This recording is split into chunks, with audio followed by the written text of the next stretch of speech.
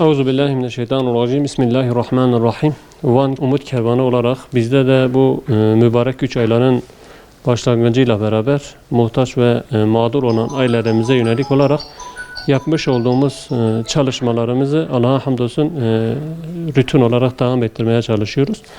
Bu ayda malumunuz bu pandemiden dolayı çalışamayan kardeşlerimize, ailelerimize, mağdur olan ailelerimize yönelik olarak da bizde de yaklaşık 510 ailemizi teker teker arayarak imkanları olmayıp da kendimiz evlerine götürmek şartıyla kolilerimizi hazırladık, gıda kolilerimizi. Bununla beraber hayırseverde bulunan abilerimizin de patates, soğan, temel gıda olan onları da inşallah yanlarına bırakarak bu ailelerimize elhamdülillah ulaştırmaya çalışıyoruz, devam ediyoruz.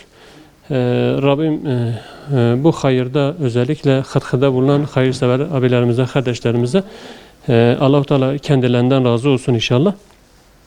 Son olarak da Allah-u Teala ayet-i kerimede buyurduğu gibi iman etmiş kullarıma söyle alışverişin ve dostluğun olmadığı o gün gelmezden evvel dosdoğru namaz kılsınlar ve kendilerine rızık olarak verdiklerimizden de gizli ve açık infak etsinler. İbrahim suresi 31. ayet. Allah-u Teala ayet-i kerimede buyurduğu gibi hakikaten de malımızın gizli ve açık olarak infak edelim.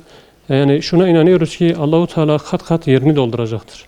Rabbim sizlerden razı olsun. Allah-u Teala ecrinizi kat kat versin inşallah. Malumunuz önümüz Ramazan'dır. Ramazan ayı gelmeden önce de elhamdülillah çalışmalarımızı başladık.